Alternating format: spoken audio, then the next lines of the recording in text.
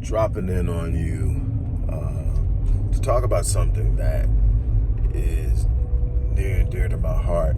Those of you who have been around me, supported me, followed me, studied me, whatever, you know that this is close to my heart. The need to prepare young black males to be solid, strong, contributing, and protective black men. There's a story that hit in Houston a couple of days ago.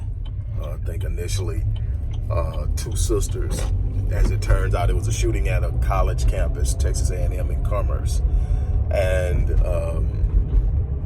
two young black ladies and a black toddler. The toddler was shot as well. The two ladies were shot. They turned out to be sisters. Both of them were killed. Since then, the person responsible or suspected to be responsible has been arrested, and it is the ex of one of the sisters who happened to just be on the campus because she was driving her younger sister back to school after they had spent the weekend at their dad's. So it's another instance of a situation where the guy that shot her, come on, dude, where the guy that actually shot her was her ex. Really?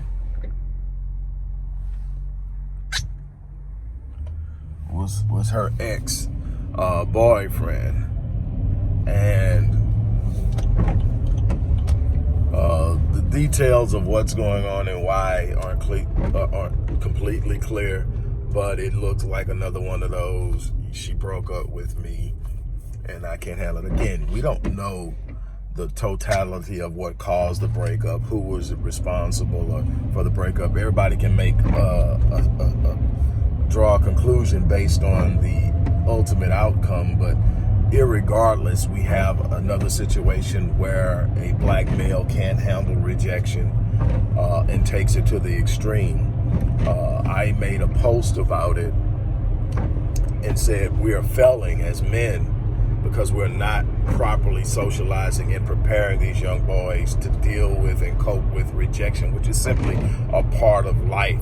You know, I like to think I'm a pretty sharp dude. You know, for every area that I've lived, I've pretty much fit into what I wanted to do and who I wanted to be.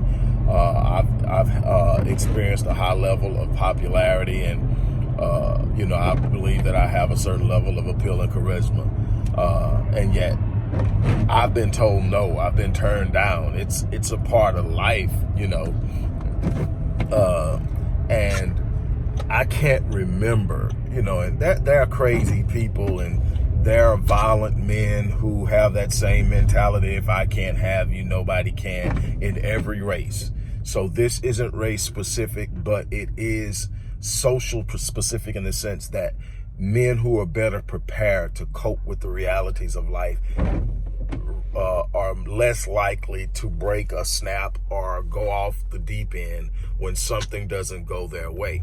That's a responsibility of the society in which they live to prepare them. Now, in normal circumstances, that's going to be the parents, the home life as they grow up. They get to observe how dad responds. If it's a male, they get to observe how dad responds in intense situations in which he's not on the same page with mama. Mom does something that he doesn't like. When mama does something that daddy don't like, then, you know, hey, dad knows how to deal with that in a way that's constructive, in a way that's empowering, in a way that's healthy. And the key word is going to consistently be healthy. We don't have healthy boundaries. We don't have healthy responses to negative situations. We tend to react far more than we respond. And that's on us. And there was a response where one guy stood up and basically said, you know, I disagree. That's on him. He's just evil. We're not giving him a pass. And not once did I say anything about giving him a pass. That wasn't my thing. I think whatever he gets, he deserves, and then some. We've got to have a code of conduct, and there has to be consequences when men harm our women. Black men, white men, doesn't matter, but that should be a higher standard to me on black men and how they treat our women. So I'm not giving this kid a pass. I think he's like 19, 20 years old. I'm not giving him a pass. He made a very, very, very poor decision and took two babies away from their parents. And I call them babies because they're 19 and 20 years old. They're babies. And he took them away from their parents and shot the ex-girlfriend's son. The way they put it, they kept saying he shot her son. They never said it was his son. So I'm assuming that this kid couldn't have been but maybe 2 or less. They shot him, but luckily he survived, and he's actually been released from the hospital. He's at home, but he was shot in the leg. And, like, okay, yes, evil, coward, chump, whatever you want to call him, he's all that and then some. That's not my point. My point is those type of guys don't surface out of a vacuum. They aren't born that way. That is, and for people that want to bring up sociopaths and psychopaths, they make up about 1% of the population. So they are definitely, you can't rest this frequency and an increasing frequency of this type of intimate or former intimate partner homicide and violence on psychopathy. That's not it. It's not psychopathy. It is poor socialization. We're not rearing young men to be men. They're highly emotional, easily triggered, ego-driven, can't take much before they snap. And it's an environmental issue, a social issue, and we are not properly socializing them to take on what's out there for them. That's on us. And yes, there's this gap where there are a lot of men missing. You're talking about 75% of black kids in 2019 being born into single parent households, where the vast majority of those single parents and heads of household are going to be female. That creates an issue in the balance of child rearing and the balance of child development.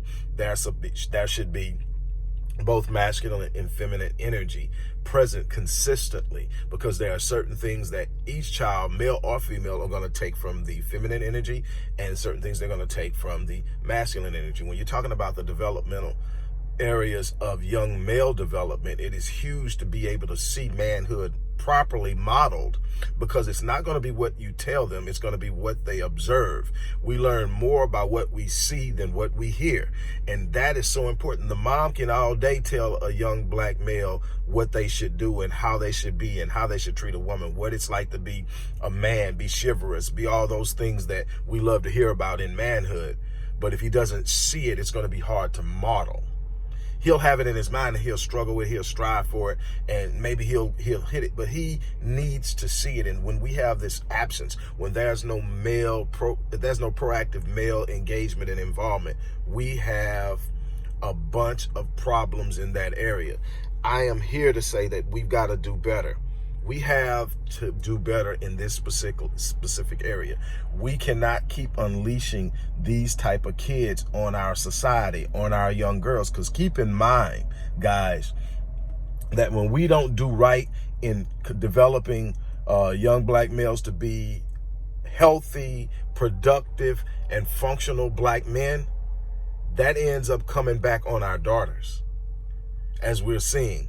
So that's something that we really need to think about. On that note, I'm out of here.